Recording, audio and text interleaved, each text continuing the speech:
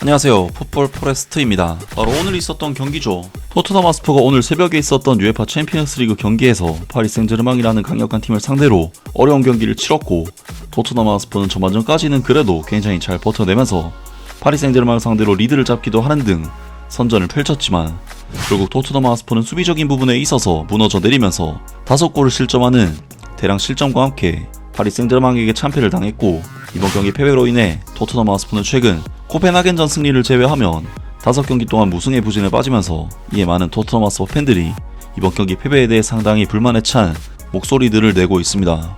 바로 오늘 새벽에 있었던 2025-26 시즌 UEFA 챔피언스리그 리그 페이지 4차전에서 토트넘 하스퍼는 파리 생제르맹의 파르크 데 프랑스로 원정 경기를 떠났었는데요. 그리고 이번 경기에서 토트넘 하스퍼는 파리 생제르맹을 상대로 역시나 워낙 수비적인 포메이션을 구성해왔기 때문에 기본적인 볼 소유권과 주도권에 있어서는 파리 생제르맹에게 상당히 내주는 경기를 했고, 토트넘은 이번 경기 전반전 슈팅 숫자가 2대7, 볼 점유율 면에서도 36대64로 전반적인 경기 내용 자체는 파리 생제르맹에게 밀리는 스탯들을 기록했습니다.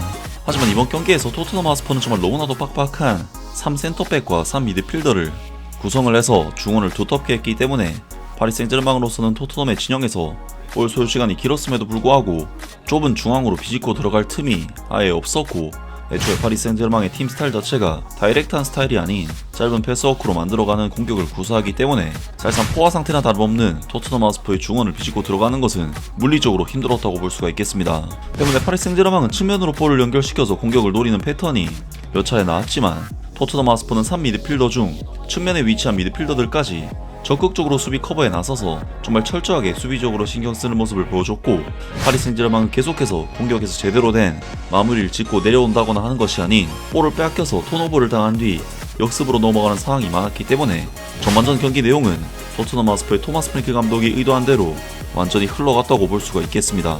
그리고 토마스 프랭크 감독의 토트넘은 전반전 초반에는 워낙 수비적으로 내려앉아서 에너지 레벨을 소모하지 않았기 때문에 전반전 중반부터는 갑자기 선수들이 전체적으로 전방 압박을 펼치는 등 변화무쌍한 전술 변화를 보여줬고, 실제로 파리 생제르맹의 수비진은 토트넘 하스퍼의 갑작스러운 압박에 당황하면서 빌더 미스를 수차례 저지르기도 했는데요. 그리고 그러한 기세를 살린 토트넘은 마침내 34분 랑달 콜로무아니 선수가 아치 그레이 선수의 크로스를 헤더로 받아낸 것을 히샬리송 선수가 최종적으로 마무리를 지었고, 이것이 워낙 골문 바로 앞에서 나온 슈팅이었기 때문에 리카 슈발리의 골키퍼가 막아내지 못하면서 토트넘 하스퍼는 파리 생제르맹이라는 세계 최강의 팀을 상대로 정말 놀라운 경기력을 보인 끝에 리드를 잡아내는 대반전을 만들어냈습니다. 하지만 토트넘 하스퍼의 좋았던 경기 분위기는 후반전에 접어들면서 끝나고 말았는데, 전반전까지만 해도 집중력이 좋았던 토트넘 하스퍼의 수비진들은 계속해서 실수들을 저지르거나 상대 공격수들을 놓치면서 위험 지역에서 찬스를 내줬고, 결국 이번 경기 전반전을 1대1로 마친 토트넘 하스퍼는 후반전에만 무려 4골이나 내주면서 3대5 패배로 이번 경기를 마무리하게 되었습니다. 물론 토트넘 하스퍼는 이번 경기에서 3골이나 터뜨리고 경기력도 괜찮은 모습을 보이는 등 긍정적인 요소들도 분명 있지만, 5백 구성으로 수비에 치중을 했음에도 5골이나 내줬다는 부분은 정말 충격적인 결과가 아닐 수가 없고, 토트넘 하스퍼는 약체팀인 코펜하겐을 잡은 것을 제외하면 5경기 동안 승리를 거두지 못하는 정말 최악의 부진에 빠지고 말았는데, 이에 많은 토트넘 하스퍼 팬들이 이번 경기 패배에 대해 상당히 불만에 찬 목소리들을 내고 있습니다. 긍정적인 점이 정말 많았지만 또다시 우리가 스스로 무너진 건 사실이야. 불필요한 상황에서 에너지를 너무 낭비하고 정작 중요한 순간에 집중력이 떨어졌어. 그래도 일요일 경기의 일부 구간에서는 큰 반응을 보여줬다. 실수를 줄이고 수비 시 에너지를 높게 유지하면서 왼쪽의 밸런스 문제만 잘 정리하면 상대 팀들에게 위협이 될 수 있는 탄탄한 팀이 될 수 있어. 이번 주 토요일 풀럼과의 경기에서는 정말 큰 활약이 필요하다. 또 한 번의 실망스러운 경기였다. 현실주의자인 토마스 프랭크 감독에게 2경기에서 9실점이라니 엔제 감독의 3번째 시즌이 이 지루한 경기보다 나았을지도 모르겠네. 이번 경기는 정말 최악이었다. 지금 우리 팀의 가장 큰 문제는 수비 라인이다. 수비수들의 형편없는 퍼포먼스 때문에 경기를 계속 지고 있고, 이 결과에 대한 책임은 전적으로 그들에게 있다. 새로운 수비수를 시급히 영입해야 한다. 정말 엄청나게 답답한 경기였어. 긍정적인 요소들도 정말 많았는데 3번째 실점이 모든 걸 무너뜨렸지. 랑달 콜로무아니는 정말 대단했어. 난 예전부터 그를 높게 평가해 왔었는데 역시나였어. 크리스찬 로메로는 추격 그 자체였고, 그래도 이 경기에서 얻은 게 많아. 세계 최고의 팀을 상대로 2번이나 이길 수 있었던 경기였으니까 앞으로 나아가야지. 사람들은 저 경기를 보고도 여전히 축구 지능은 낮고 기술도 평균 이하인 몇몇 선수들을 변명을 해줄 거야. 포메이션, 전술, 감독 탓을 하면서 말이지. 웃기지 않아. 뭐가 문제인지 이제는 너무 뻔뻔한데 말이야. 설마 이 이상을 기대한 사람은 없겠지. 히샬리송 같은 선수가 계속 뛰는 한 우리는 절대 어디에도 못 갈 거야. 2경기에서 9실점, 2경기 연속 해트트릭을 허용. 토마스 프랭크 감독이 와서 수비를 더 단단하게 만들었다는 이야기는 그냥 신화일 뿐이야. 이번 주말에 이기지 못하면 그는 떠나야 돼. 솔직히 희망적인 경기력이었어. 하지만 수비는 정말 엉망진창이었지. 오늘은 진짜 축구 좀 했어. 거짓말 안 하고. 그런데 우리 아직도 히샬리송이 팀에 도움이 된다고 생각하는 척 할 거야. 그리고 또 볼을 자꾸 뒤로 돌리는 플레이가 항상 우리를 망치잖아. 이번에는 그게 2실점으로 이어졌다는 걸 똑똑히 보여줬고, 애초에 그 경기에서 아무런 기대도 안 했어. 그래도 얻을 만한 긍정적인 요소들은 몇 가지 있었지. 하지만 풀럼전에서는 정말 제대로 된 모습을 보여줘야 돼.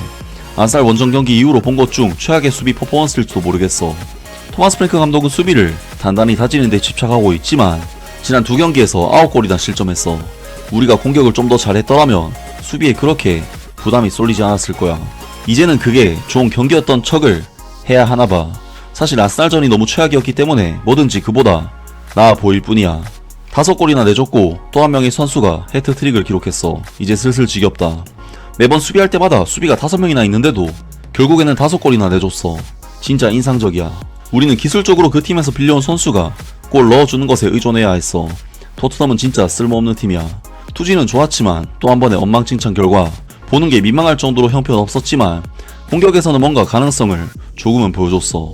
근데 수비는 진짜 과대평가야. 엉성한 순간들이 또 우리를 망쳤어. 선수들을 지도해서 그걸 없앨 수는 없어. 정신력과 집중력의 문제야. 90분 이상 꾸준히 해야 돼. 크리스찬 로메로는 과대평가됐고 3번째 실점은 정말 불필요했어. 투지는 A급이지만 특히 수비에서 반드시 개선이 필요해. 수비 전술을 내세우는 감독이 2경기에서 9실점이라니. 오늘 경기에서 봤듯이 상대를 압박할 수 있는 선수들은 분명히 있는데 2번이나 앞서고 나서는 또다시 버스를 세우려고 했어. 등등 많은 토트넘 하스퍼 팬들이 그야말로 엄청난 분노를 드러내면서 비난의 목소리를 냈습니다. 정말 토트넘 하스퍼의 이번 경기는 전반전까지는 토마스 프랭크 감독의 전술이 잘 먹혀들었지만 결국 후반전 들어 무너지는 모습을 보이면서 참패를 당한 경기였는데요. 토트넘으로서는 최근 공식전 5경기에서 코펜하겐전 1승밖에 하지 못하는 부진에 빠졌는데 이번 경기 또한 굉장히 고민이 깊어지는 경기였습니다. 아무튼 이번 영상은 여기까지고요. 저는 다음 영상으로 바로 찾아뵙겠습니다.